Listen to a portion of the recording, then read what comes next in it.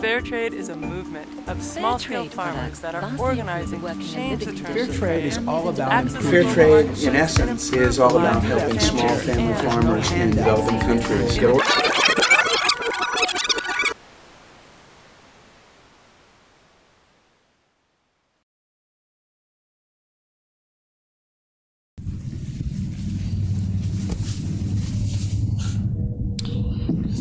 In aggregate, coffee is the second most valuable legally traded commodity on the face of Earth, after oil. 2/3 of Americans drink coffee daily, averaging at not 1, but 3 cups of coffee a day. It is what students see in their lectures cup every morning during first block of the day, and it's the namesake and theme of the club run here at St. Paul's by a semi-obsessed Eastern European student. Fair trade coffee, however, is even more valuable because it carries, along with the sensory, an ethical and moral satisfaction to its consumer. Fair trade labels are everywhere.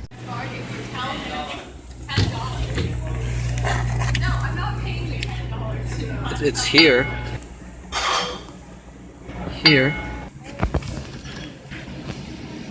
It's here. Products with fair trade labels have infiltrated shelves all over the country, from local co-ops to national chains like Whole Foods. You see, buying fair trade has always been on a to-do list of an ethics-conscious consumer, but in the rush of today's life, fair trade is just another label alongside natural, organic, bird-friendly, cage-free, direct trade, panda-safe, hand-picked, you name it, that consumers look for when they want to feel good about what they're buying. When people buy fair trade, they think that they can pay more than market prices to small farmers and are in exchange guaranteed a plethora of wonderful things like no child labor, higher quality products, more equitable distribution of profits, and all day double rainbows like that. The difference, however, is that fair trade is the only certification of the ones mentioned that implicitly seeks to increase producers' profits, while other schemes aim to alter the methods of production used. Buying fair trade is one of the means by which consumers exercise control over the free market, alongside with riding bicycles, composting your own trash, and making kombucha. The problems with fair trade are twofold. The standards for obtaining the certification are too high and too low at the same time. Because of the lack of control on the number of farmers that acquire the certification, the market becomes overflooded with fair trade produce, which leads to, according to this study, the certification of more output than can be sold, eroding producer benefit without controverting any rule of the fair trade mechanism. What's more, the benefit or the premium that the farmer gets for their produce is not only zero, but is sometimes negative. According to the same study, the average effective premium over the years from 2005 to 2009 appears to have been negative. On the other hand, though, the threshold of acquiring fair trade certification is still way too high for the farmers and the countries that need it most. Have you ever noticed that most fair trade coffee comes from countries in Central and South America? Have you ever seen a fair trade Burundi coffee on the shelves of Whole Foods? No. It is because fair trade's highest presence is in rather rich and developed South American countries like Mexico. Mexico has 51 certified fair trade producers, while Burundi has 0. Ethiopia has 4 and Rwanda has 10. In Mexico, only 19% of the population works in agriculture, averaging with a salary of $9,000 a year, while in Ethiopia, 80% are involved in agriculture and the median salary is $700. Instead of working to help small farmers compete with big rich producers, fair trade does the opposite. It widens the gap between the poorest African farmers and the richest South American ones. A system that was designed to eliminate a problem is only making it worse.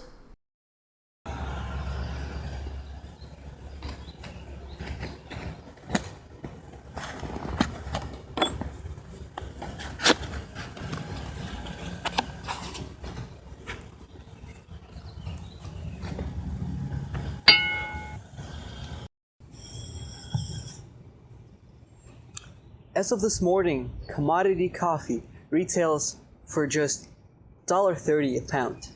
The fair trade price is just 20 cents more than that.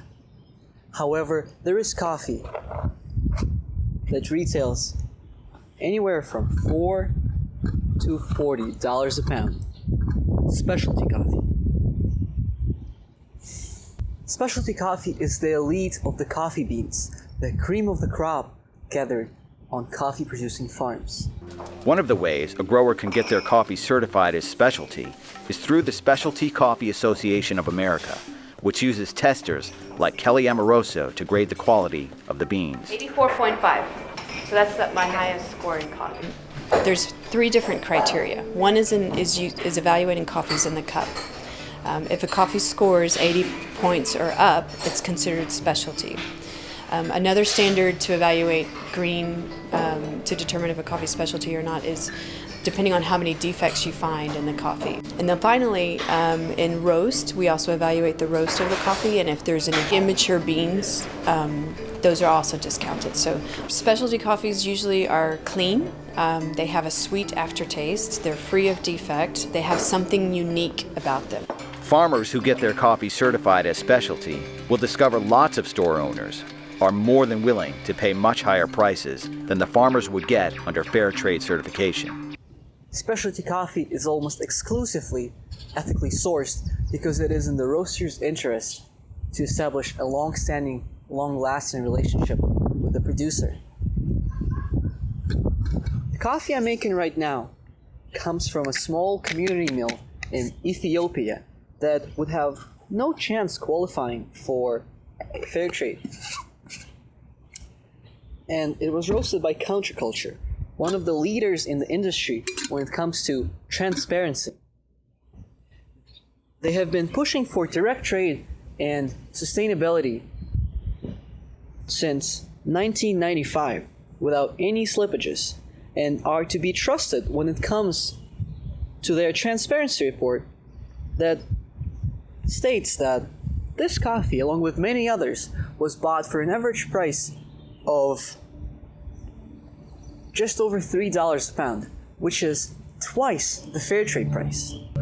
If the premiums paid for fair trade were used to improve the quality of coffee through changing the methods of processing, agricultural techniques, and sorting on farms, then farmers would be able to get a higher profit sustainably in the long run, as long as they maintain the quality of the coffee.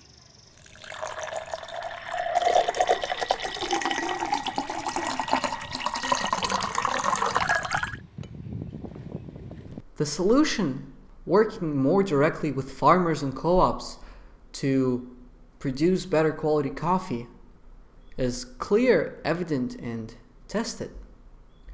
However, problems arise when we look at it from the consumer side.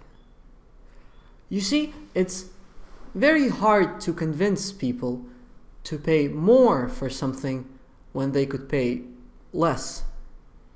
It is even harder to convince people that the idea, in this case fair trade, that they believe to be be-all and end-all of ethical buying practices, is ineffective and, in some cases, destructive.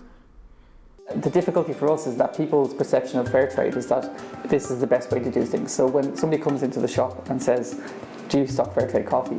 And I say, no we don't. it's very difficult to not lose them after that. What we try to do is to work closely with farmers and give them a price that's based on quality and help them achieve a better quality. So some of the coffees that we source, I mean, we will have paid the farmers like twice, 3 times, 4 times, sometimes up to 10, 20 times what the fair trade price for coffee is. As a coffee connoisseur, I could argue for the more vivid palate and cleaner aftertaste of specialty coffee, but as a realist, I know that people wouldn't buy it. If we want to change the coffee industry for the better, we have to start from a clean slate. Educating the children. Similar to fair trade videos that you saw in the beginning of this video, we must create promotional videos talking about specialty and teaching people new ideas and standards of fair trade. In order for economic and social inequalities addressed by fair trade to be solved, a paradigm shift needs to happen. The problem of unfair reward for farmers, labor, and produce must be tackled from both the consumers and the producer's side. From the consumer's side, we must teach people about new standards of fair trade through education. And from the producer's side, we must focus on improving the quality of the coffee.